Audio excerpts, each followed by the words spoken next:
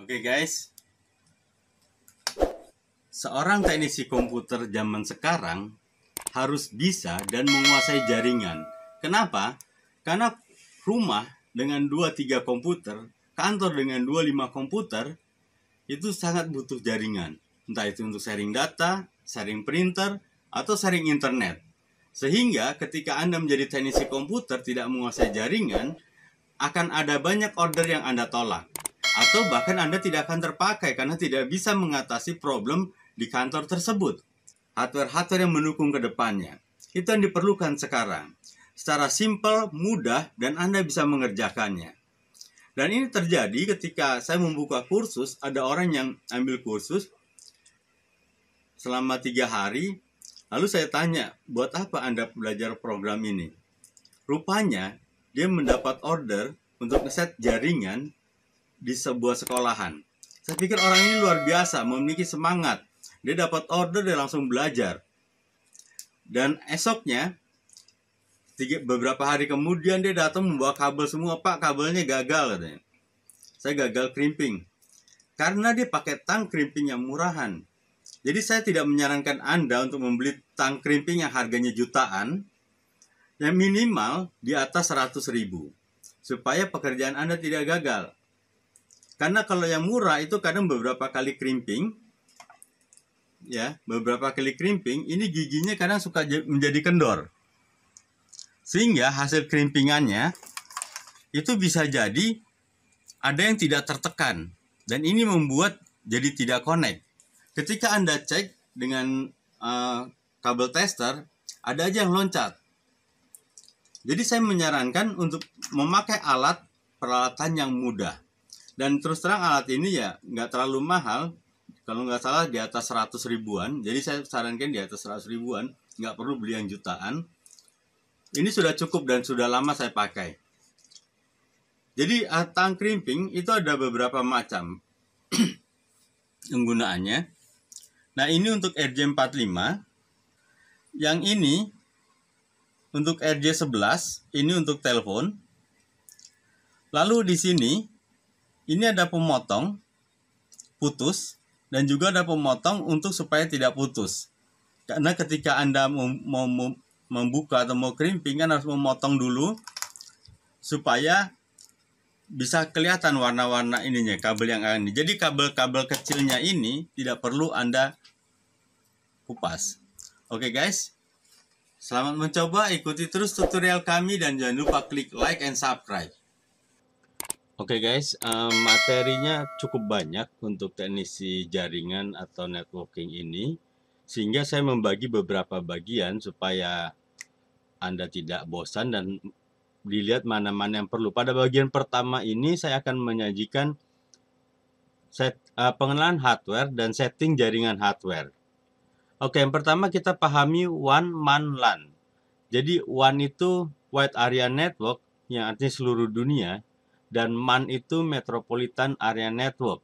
Misalnya jaringan dalam sebuah kota. Misalnya IndiHome, MyRepublic, First Media, dan yang lain sebagainya. Lalu yang ketiga LAN, Local Area Network. Ini jaringan dalam sebuah gedung, jaringan dalam sebuah kantor, atau jaringan dalam sebuah warnet. Nah, pembahasan kita kali ini adalah mengenai Local Area Network. Jadi kita bahas mengenai bagaimana Anda bisa membuat setting jaringan di sebuah kantor atau warnet. Ada beberapa macam topologi jaringan komputer: star, mesh, ring, tree, fully connected, bus, line. Nah, ini sebenarnya yang sekarang lagi tren ini tree. Kenapa tree? Karena kalau misalnya pakai topologi jaringan star atau ring atau yang lain, ketika di sini ada masalah, yang di bawahnya akan ikut bermasalah juga. Nah, kelebihannya kalau pakai tree, misalnya di sini bermasalah, yang di bawahnya masih bisa koneksi. Itu sebabnya yang sekarang ini tren ini adalah topologi jaringan tree. Jadi kita akan membahas mengenai topologi jaringan tree.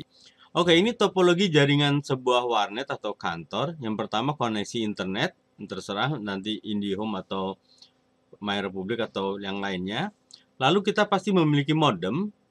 dengan IP gateway sesuai dengan ISP tersebut, Internet Service Provider, misalnya 192.168.1.1. Lalu ini menjadi gateway di router mikrotik. Lalu dari sini mikrotik itu router, dia akan mengalihkan menjadi 192.168.88.1 dan ini menjadi gateway bagi jaringan di bawah mikrotik tersebut. Nah, dari sini baru kita masuk ke hub, switch hub. Nah, dari hub ini baru masuk ke komputer-komputer klien. Yang harus Anda pahami di sini adalah ketika kabel dari mikrotik atau dari modem itu di hub harus masuk nomor 1 atau nomor terakhir. Kenapa demikian? Karena cara kerja hub itu dia akan mendeteksi nomor 1 lalu langsung membagi ke nomor 2, 3 dan seterusnya. Nah, kalau misalnya di nomor 1 nggak dapat koneksi, dia ngecek nomor 2 nggak dapat koneksi dan Anda tancapkan di nomor 4 baru dapat koneksi, maka jaringan akan menjadi lebih lambat. Bisa connect tapi akan menjadi lebih lambat. Nah, ini topologi jaringan dengan WiFi atau hotspot. Ya, kelihatannya memang di awal kelihatannya keren atau mewah, tapi sebenarnya dia hanya sebuah router. Jadi topologinya adalah modem, lalu mikrotik router, lalu switch. Nah, dari switch ini, karena dari topologi 192.168.88.1, jaringan yang ada di bawahnya memakai IP dari mikrotik router ini. Lalu dari switch ini dibagi ke WiFi router. Karena dari router dia akan membelokkan menjadi 192.168.20.1. Jaringan yang berada dan memakai koneksi internet dari WiFi router ini, dia akan mendapat IP dari gateway ini. Jadi misalnya di bawahnya laptop atau handphone yang memakai WiFi router ini, dia mendapat IP-nya 192.168.20 sekian. Gateway-nya adalah router ini, WiFi router ini. Nah, pertanyaannya adalah, apakah WiFi router ini harus masuk langsung ke mikrotik atau bisa lewat hub? Nah, itu sebenarnya tergantung. Lewat hub juga bisa, mikrotik juga bisa. Misalnya kita taruh di port 3, jadi misalnya port 1 itu adalah koneksi internet, port 2 itu untuk ke hub atau switch, port 3 dibagi untuk ke WiFi router ini. Itu bisa saja. Tapi yang jadi masalah kalau misalnya saya lagi mengerjakan sebuah jaringan di sebuah kantor, masang WiFi di lantai 3, sedangkan modem dan mikrotiknya ada di lantai 1, daripada saya harus menarik kabel jauh ke bawah, lebih baik saya mengambil dari hub yang terdekat. Dari segi speed nggak ada masalah. Jadi sebenarnya nggak harus ngambil dari sini langsung. Lalu topologi jaringan tanpa mikrotik. Nah, tanpa mikrotik ini biasanya karena user tidak mengerti, atau mungkin karena budgetnya mepet, atau seringkali teknisi tidak paham mikrotik. Jadi ketika ditanya dia akan bilang nggak perlu kok mikrotik, karena ya memang nggak perlu buat apaan gitu. Padahal sebenarnya dia nggak paham. Jadi seringkali pernah saya beberapa kali masang set warnet, mungkin karena teknisi tidak paham, mikrotiknya dinyalain, tapi tidak dicolok gitu. Sehingga orang karena naruhnya di atas, orangnya juga nggak ngecek, yang penting koneksi gitu. Nah, ketika berjalannya waktu mulai terasa lambat, dia akan merasa ada yang salah nih di settingannya. Sehingga ketika saya cek, mikrotiknya nyala tapi kabelnya tidak dicolok, kabelnya langsung ke hub. Nanti Anda bisa lihat di tutorial mengenai mikrotik, mengenai pembagian bandwidth. Nah, ini perlengkapan jaringan. Yang pertama modem. Modem tentunya nanti tergantung dari ISP-nya, beda-beda. Biasanya kalau misalnya MyRepublic atau IndiHome hampir sama, tapi nanti kalau First Media beda lagi, juga Smartfren dan yang lainnya. Lalu hub atau switch, ya nanti ada 5 port, 8 port, 16, jadi dia selalu biasanya kelipatan 8. Kilas adalah hub itu sendiri sebenarnya ada 2. Yang pertama switch unmanaged dan switch managed. Nah, suite unmanaged itu adalah suite yang tidak dapat di-manage. Maksudnya suite tersebut pada saat kita membelinya hanya bisa kita nyalakan dan tancap semua kabel UTP ke suite tersebut dan sudah berfungsi dengan baik. Nah, beda dengan suite managed atau manageable suite. Suite ini dapat dikonfigurasi sesuai dengan kebutuhan network agar lebih efisien dan maksimal, sehingga bisa diatur untuk kebutuhan jaringan tertentu. Nah, harganya terus terang yang suite managed ini cukup mahal, bisa 3-4 kali dari suite yang unmanaged. Jadi kalau misalnya tidak terlalu mengerti fungsinya dan tidak bisa settingnya, percuma juga gitu. Jadi di sini setiap portnya ini bisa diberi IP masing-masing. Jadi misalnya port 1 IP-nya sekian, port 2 beda lagi. Nah, ini Mikrotik router. Jadi router itu ada banyak. Salah satunya Mikrotik yang cukup populer karena dia bermain di kelas bawah sampai ke kelas atas. Harganya mulai dari 300.000 sampai jutaan. Beda dengan Cisco. Cisco harganya main di kelas atas. Sehingga orang yang pakai Cisco biasanya udah punya teknisi jaringan tersendiri. Ya, ada beberapa macam. Yang terbaru adalah RB941 Hoplite. Ini harganya cukup murah, sekitar 300 ribuan. Lalu RB750, RB450 ini harganya sekitar 1 juta sampai 1,5 juta. Nanti yang membedakan adalah ketika RB450U, nah U-nya itu USB. RB450G, G-nya itu gigabyte. Nah, yang membedakan juga adalah di sini kapasitas memori dan prosesornya. Jadi kalau misalnya kayak Hoplite RB941 seperti ini, dia hanya bisa maksimal 20 PC. Dan Wi-Fi-nya cuma bisa di 10 meter. Sementara RB750 ini biasanya bisa sampai 50 PC. Nah, kalau misalnya di atas 50 PC, saya biasanya pakai RB450. Jadi tergantung dari banyaknya klien dan juga kebutuhan yang kita pakai. Lalu DOM dan juga PC, ini sebenarnya zaman dulu Mikrotik itu kan OS. Jadi dulu diinstal di komputer, lalu komputer menjadi server. Nah, kalau zaman sekarang tentunya lebih murah seperti ini dari segi listrik hanya 5 watt, dari segi biaya juga lebih murah, dari segi kerusakan trouble juga lebih ringan. Karena kalau komputer ini kan bisa rusak power supply, mainboard, memori, dan yang lain sebagainya. Nah, kalau DOM ini, jadi sebenarnya OS Mikrotik itu nggak terlalu besar. Ini sekitar 16 GB itu cukup. Jadi ini sebagai gantinya fungsi hard disk. Nah, ini berbagai macam LAN card atau NIC. Jadi ada LAN card wireless, default, mainboard baru sekarang, mulai dari soket 1155 itu pasti ada LAN card-nya. Jadi ini kalau untuk mengganti seandainya LAN card onboard-nya rusak. Juga ada LAN card USB, ini converter USB to LAN. Terus terang ini untuk browsing nggak ada masalah, tapi kalau untuk main game biasanya jadi masalah. Lalu USB Wi-Fi ini lebih populer sekarang karena mudah pemasangannya, tinggal tancap di USB gitu. Sementara kalau yang dua ini ya karena harus bongkar PC, masang di slotnya masing-masing, nah tentu membutuhkan sebuah keahlian. Oke guys, ini kabel UTP dan konektor RJ45. Jadi ada tipenya kabel itu di standar internasional 568A dan 568B. Ada 8 warna. Ini bisa Anda ikuti di tutorial saya mengenai setting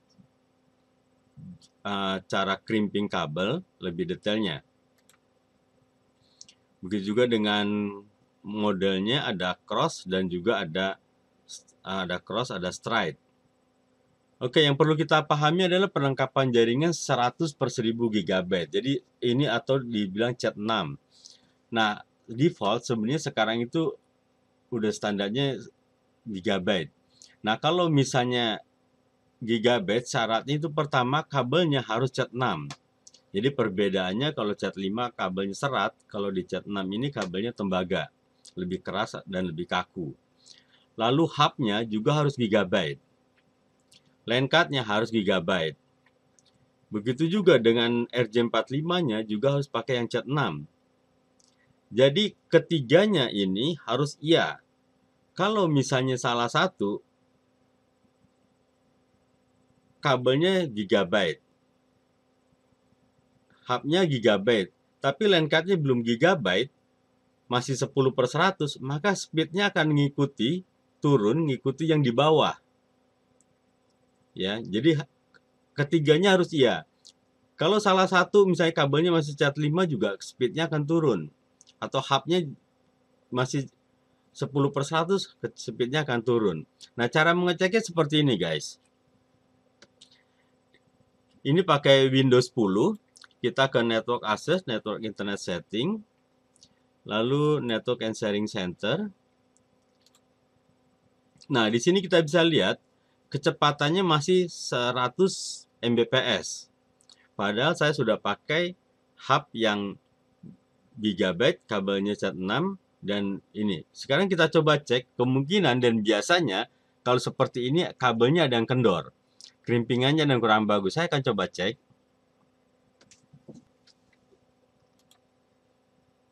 Ya, jadi krimpingannya ada yang kendor. Nah, sehingga seharusnya memang dia 1 gigabyte. Ya, jadi kalau misalnya guys mendapatkan problem seperti ini, bisa mengetahui bagaimana padahal sudah pakai hub gigabyte, kabel Cat6, LAN cardnya sudah gigabyte, kok speednya masih rendah, kemudian crimpingnya ada yang salah. Di PC, klik kanan Properties, Device Manager, di Network Adapter, di sini ada tulisannya Realtek PCIe GBE. GBE itu berarti gigabyte. Jadi LAN cardnya udah gigabyte. Cara ngelihatnya bagaimana LAN cardnya sudah gigabyte atau belum, atau Anda bisa lihat spesifikasinya di browsing atau dari dus atau bukunya. Ketika kita ngeset jaringan zaman sekarang, lebih baik Cat6. Memang harganya lebih mahal, bisa 2 atau 3 kali lipat dari Cat5. Tapi sebenarnya di dunia sendiri sudah mulai Cat7. 1000 per 10.000 gigabit. Cuma harganya satu roll kabelnya itu masih di atas 10 juta. Nah, sehingga nanti akan terasa perbedaan ketika melakukan transfer data, speed internet. Nah, dengan 100 per 1000 gigabit ini, copy file melalui jaringan itu bisa sampai 100 megabyte. Oke, ini perlengkapan teknisi. Yang pertama adalah tongue crimping. Di awal saya sudah jelaskan. Lebih baik pakai yang lebih baik. Obeng kembang. Lalu kabel tester. Nah, kabel tester juga sebenarnya ada yang analog, ada yang digital. Ini saya pakai yang analog. Selama ini tidak ada masalah. Harganya juga terjangkau, sekitar 30 sampai 50 ribu. Yang penting nomor 1 sampai nomor 8-nya kedetek. Lalu ini bentuk yang digital, memang harganya agak mahal. Ratusan ribu. Nanti terserah tergantung dari bagaimana budget agan. Oke guys, ini setting jaringan hardware. Jadi pertama kali kita mau setting jaringan, kita harus tanya ke orangnya. ISP-nya apa gitu. Entah, karena nanti bayangan kita ketika mau mengerjakan dengan memiliki informasi ISP-nya apa, kita akan lebih mudah. Karena tentunya kalau misalnya dia pakai yang dedicated, IP-nya pasti statik. Sementara kalau misalnya IndiHome, MyRepublic, First Media itu IP-nya dinamis. Lalu kita juga tahu modemnya di mana. Nah, MikroTik ini opsional. Hub atau switch nanti bisa disesuaikan dengan kebutuhan. Apakah berapa PC klien yang ada di sana, sehingga kita bisa misalnya perlunya, kalau misalnya di sana hanya 6 PC, ya berarti cukup beli yang 8 port. Jangan sampai 6 PC beli yang 16. Nah, yang agak repotnya adalah ketika jumlah PC-nya adalah 8. Anda mau beli 8, pasti kurang. Kenapa? Karena dari modem atau MikroTik itu udah dipakai 1. Dari sisa 1G yang untuk dipakai ke klien. Lalu billing server atau klien ini kalau di warnet. Lalu ketika Anda menarik kabel Belden atau kabel UTP, sesuai kebutuhan dan dibiasakan dilebihkan minimal 1 meter. Kenapa? Karena ketika orangnya berpindah tempat, menggeser komputernya, kabelnya masih cukup. Jangan sampai ketika orangnya geser komputer, kabelnya kurang. Nah, itu akan juga merepotkan kita. Lalu pasang konektor RJ45 pada kedua ujung kabelnya. Lalu lakukan pengetesan nomor 1 sampai 8 menyala. Dan pasang ke hub dan LAN card. Oke guys, itu setting jaringan hardware. Nanti di tutorial berikutnya kita akan belajar mengenai setting jaringan softwarenya, setting dan konfigurasinya.